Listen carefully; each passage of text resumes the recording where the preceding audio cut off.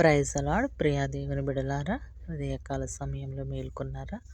మరి ఈరోజు మన కొరకు ఏర్పాటు చేయబడిన దేవుని వాగ్దానము, నీ మార్గమును యెహోవాకు అప్పగింపుము, నీవు ఆయనను నమ్ముకొనుము, ఆయన నీ కార్యములను నెరవేర్చును. కీర్తన గ్రంథము 37:5 అధ్యాయంలో ఈరోజు మనకు దేవుడు అమూల్యమైన వాగ్దానం. ఎందుకంటే మనం ఎన్నోసార్లు మన చేస్తున్న ప్రయత్నాలు, పనులు అవి నెరవేర్చబడవు.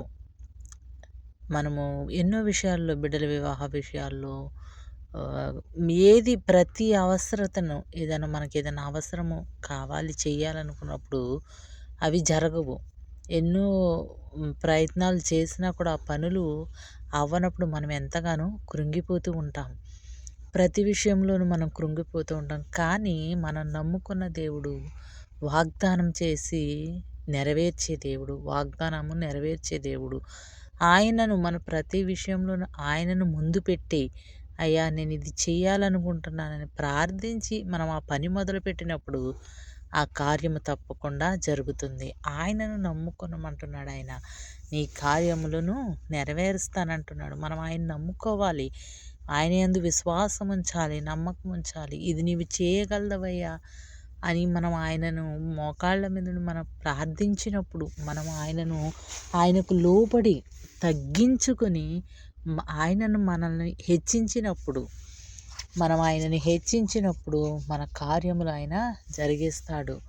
ప్రియ దేవుని బిడ్డలారా, దావీదు తన జీవితంలో ప్రతి విషయంలోనూ కూడా శత్రువులు తనను తరుముతున్నప్పుడు, శోధనలు ఎదురవుతున్నప్పుడు, అయా శత్రువులు నన్ను తరుముతున్నారు, నేను యుద్ధానికి వెళ్ళాలి అని దేవుణ్ణి ముందుగా ఆయన అడిగేవాడంటండి. ప్రతి విషయంలోనూ కూడా దావీదు దేవుని ముందు పెట్టేవాడు. ఆయన కార్యములన్నీ కూడా ఆయన నెరవేర్చేవాడు. ఆయన ఎంతో గొప్ప రాజయ్యాడు. దావీదు చూసి మనం ఎన్నో పాఠాలు నేర్చుకోవచ్చు. ప్రియ దేవుని బిడ్డలారా, మరి దావీదుకి జవాబిచ్చిన దేవుడు ఈ దినాన్న నీకు కూడా జవాబు ఇవ్వనై ఉన్నాడు. ప్రతి విషయంలోనూ, ఏ విషయంలో నీకు కృంగిపోవలసిన అవసరం లేదు. ఎందుకంటే నీవు నమ్ముకున్న దేవుడు సజీవుడు. ఎటువంటి కార్యములైనా ఆయన చేయగలిగే దేవుడు. ఆయనకు అసాధ్యమైనది ఏది కూడా లేదు. ఈ లోకంలో మనకి ప్రతి అవసరతను తీర్చగలడు. అయితే మనము అవిశ్వాసులుగా కాక విశ్వాసముతో ఆయనను నమ్ముకొని, ఆయన మీద ఆధారపడి మనం చేసే ప్రతి పనిలోనూ ఆయన ముందు పెట్టినట్లయితే ప్రతి విషయమును కూడా ఆయన నెరవేర్చగలడు.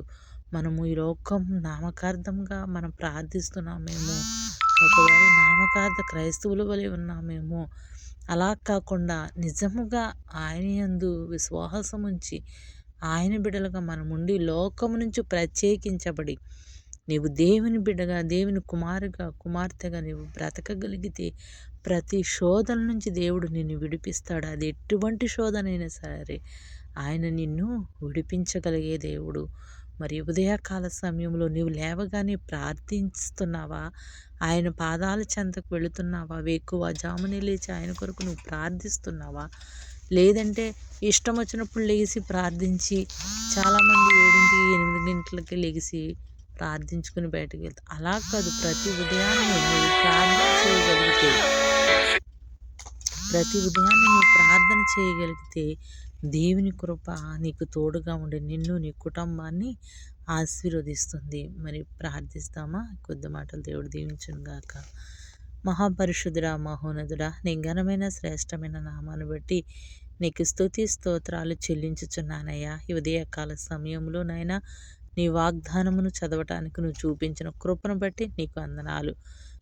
మాతో మీరు మాట్లాడండి అయ్యా. ఈ వాగ్దానం విన్న ప్రతి ఒక్క బిడ్డను మీరు దీవించండి, ఆశీర్వదించండి. ప్రతి ఒక్క కుటుంబంలో నీ ప్రార్థనా ధ్వని వినబడటానికి సహాయం చేయమని అడుగుచున్నాం ప్రవ్వా. ప్రతి ఒక్కరి పట్ల ప్రవ్వా నాయన మీ దయ చూపించండి అయ్యా. మేము నిన్ను నమ్ముకుని ఉన్నాం. నీ కార్యములు ప్రతి ఒక్క కుటుంబంలో జరిగించమని అడుగుచున్నాను ప్రవ్వా. సహాయం చేయమని యేసు నామమున అడుగుచున్నాం తండ్రి. ఆమేన్.